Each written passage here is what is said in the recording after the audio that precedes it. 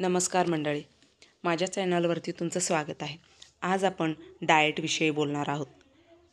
जर डाएट करत असताना कंटाळा येत असेल, आता अनेकदा असं होतं की आपण डाएट करायचं ठरवतो, परंतु ते आपण आपल्या हातून स्किप होतं, कंटिन्यू होत नाही. असं बऱ्याचदा होतं. तर ते आता आपण जाणून घेऊया की काय करावं जेणेकरून आपला डाएट कंटिन्यू राहील आणि त्याचा फायदा आपल्याला पुरेपूर होईल. जर डाएट करत असताना कंटाळा येत असेल तर हे काही उपाय आहेत जे तुमचा कंटाळा घालवायला आणि डाएट चालू ठेवायला तुम्हाला नक्की मदत करतील. नंबर 1, डाएटमध्ये व्हरायटी आणा. रोज तेच तेच खाल्लं की कंटाळा येतो, म्हणून वेगळे रेसिपीज ट्राय करा. तेच पदार्थ वेगळ्या पद्धतीने बनवा. जसं की उकडून न खाता ग्रिल करून बघा. नवीन हेल्दी फूड्स ट्राय करा, जसं की फॉक्स नट्स, चिया सीड्स वगैरे. नंबर 2, लक्ष आठवून ठेव. कंटाळा आला की स्वतःला आठव, मी हे का करत आहे.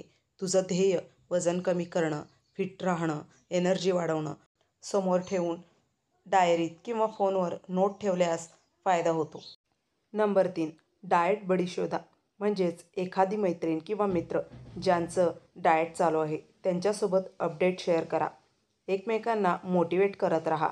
डाएट ग्रुप जॉईन करा, सोशल मीडियावर किंवा व्हॉट्सअपवर. नंबर 4, फन मील ठेवा. आठवड्यातून एक वेळा चॅट मील किंवा फन मील ठेवा. त्यामुळे मानसिक समाधान मिळेल आणि कंटाळा कमी होतो आणि काहीतरी चटपटीत खाल्ल्याचं समाधानही असतं. नंबर 5, डाएट करायच्या वेळेस मनोरंजन. म्हणजेच जेवत असताना शांत म्युझिक, पॉडकास्ट किंवा हलकी कॉमेडी बघा. तोंडासाठी फूड आणि मेंदूसाठी कंटेंट. नंबर 6, माइंडफुल ईटिंग करा. जेवताना फक्त जेवणाकडे लक्ष द्या. नीट चावून खा. जेवणाचा अनुभव जास्त एन्जॉय होतो, त्यामुळे कंटाळा कमी होतो.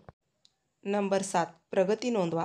वजन, साईज, एनर्जी लेवल, स्किन चांगली वाटत असेल तर त्या प्रगतीची नोंद ठेवा. ती बघून तुम्हाला पुन्हा उत्साह वाढेल. कंटाळा येणं नॉर्मल आहे, पण त्यावर उपाय करायला लागतो. कारण डाएट म्हणजे फक्त खाणं नाही, तर एक मानसिक प्रवास आहे.